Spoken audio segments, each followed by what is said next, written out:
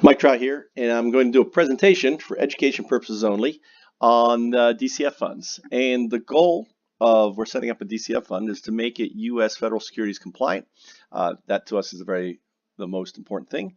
And I'm going to explain to you how we do it. So what is a DCF? A DCF is basically like a mutual fund, and the DCF fund will hold all these great tokens and future ones like ICOs, which offer the greatest return. So the great thing with the DCF is right now as a U.S. investor, you can't get involved in ICOs because of the regulations. Well, DCFs change that because by just owning a DCF coin or token, not a coin, a token, you actually are getting access to all the future and best ICOs out there.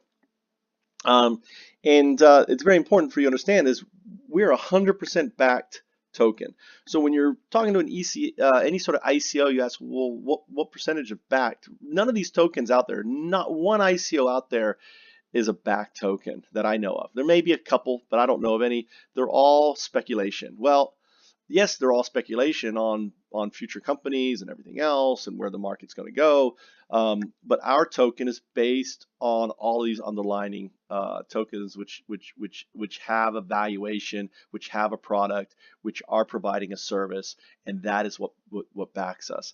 As a DCF token, it's very important for you to understand that now is the time to get in. And let me explain something known as the law of diffusion and innovation. It's also known as the law of customer adoption, the law of market diffusion. It's a law. It's a law, which means whether it's the internet, whether it's Google, Apple, Coca-Cola, the television, the digital, cell phone, whatever, or the iPhone, it's all followed this. And I've been involved in this in the blockchain a long time because in 2012, I actually met with the Ethereum folks and described to them something known as the Open Innovation Framework for launching projects, without the access to capital barrier, and to do OPOs, which are ICOs, on this Open Innovation Framework, which is Ethereum.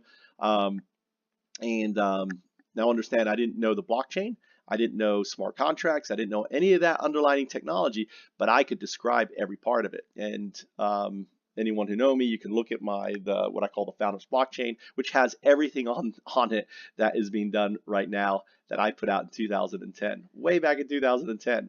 So what's important for you to understand is Ethereum only launched really in 2016. 2017, they started building apps, and then 2017, the following year, it just went crazy. That was just last year. So understand, we're not even at the innovation stage.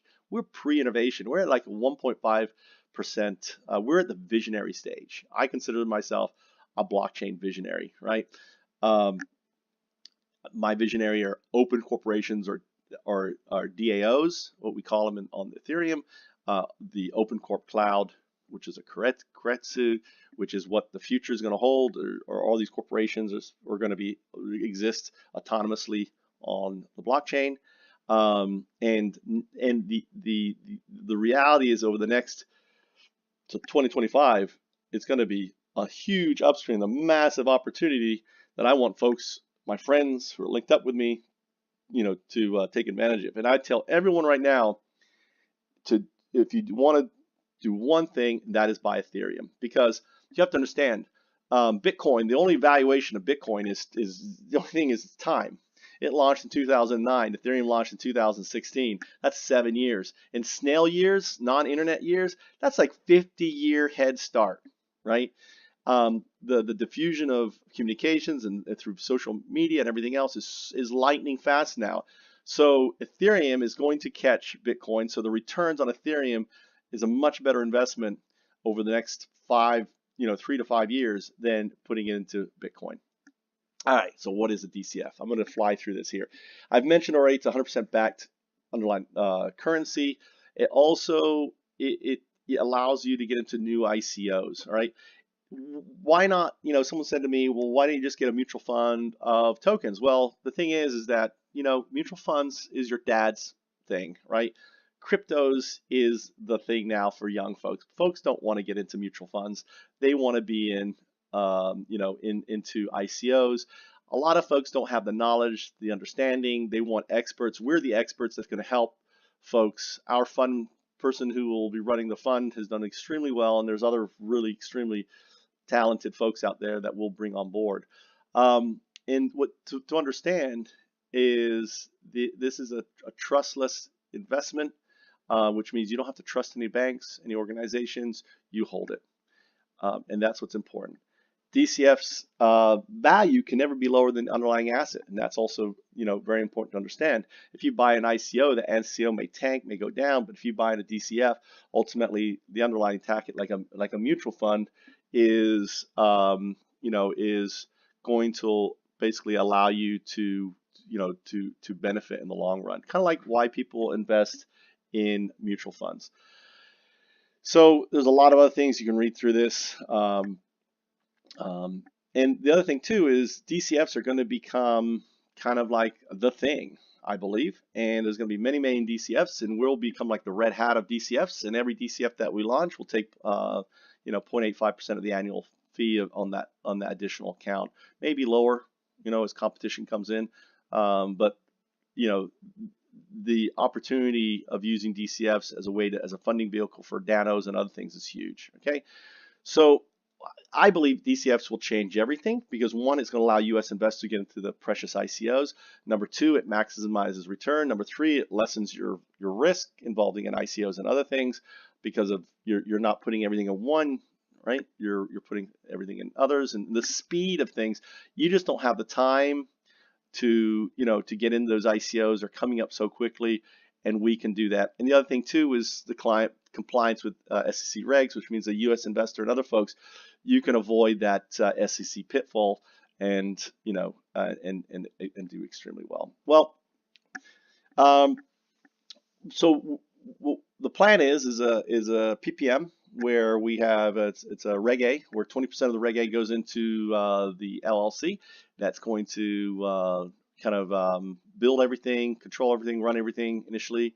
The investment goes in there. There's a 20% for development, management, and so on, paying back investors, and then the other 80% of the Reg A actually is kind of like a ICO, which actually goes into it. So we're not an ICO in the traditional sense because the traditional sense an ICO prints money, prints tokens, and gives them away. There is no giving away of DCF tokens, so it's very important. The only way to get kind of is through our holding the shares in the LLC. That is the only way to get to get the tokens, other than investing into the DCF early, and then the valuation of DCF goes up. So there's no perks. And then when the DCFs are burnt, that means when someone sells their exits out of as a DCF holder, those DCFs are burnt, they're destroyed. Okay, unlike a share that are like a sold and turns into cash, right, or gone, or swapped out. Someone else buys them. There will be DCFs on exchanges. There probably will also be planning on a DCF exchange of DCF products, and each one is going to have different colors and everything else. Different focuses when I say a color. And then our goal is really a time spent investment over 5 years to those that invested into the into the fund. So just kind of recapping everything that I kind of just said. This is something interesting right here. So the longer you hold the DCF, the less of the fee, the back end fee that you pay. Right, 100% of the net revenues are distributed as follows: 55% goes to the LLC investors, 45% goes in development of DEF, and that's the management. Okay, and on that. And then there's the app side, which is people coming in from the from folks who just want to buy DCFs. They buy with DCS with ETH. There's an exchange there, and they sell basically DCS for ETH there. And when they sell, 20% of the profits are returned to the LLC. All right.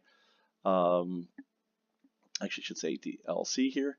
And this is the folks that we are basically building everything and growing everything and managing. And then there's an annual fee via smart contract that pays also the LLC. And these are the different priorities that we have on there.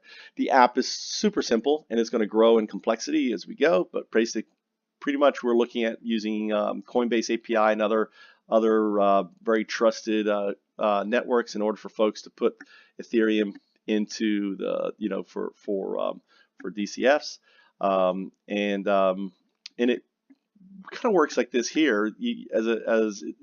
I'm going to explain the mechanism here. There's no physical person touching this. This is what you need to understand. Everything is run by a noodle, by the AI, right? So you send in, it says, hey, this is a smart contract. It says, great, thanks for that. Sends a notification. It puts it into the, into the fund.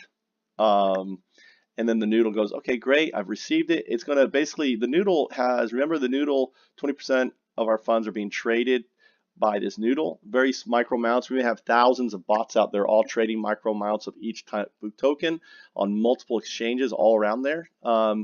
And then when it gets this buy order to the noodle says, okay, we need to pull off this amount. So it will either buy or pull from the reserves, and those go into the fund. And then once it goes in the fund, the noodle sends back, says, hey, here's the notification. It releases the DCF token, right? Because it's gone through the system.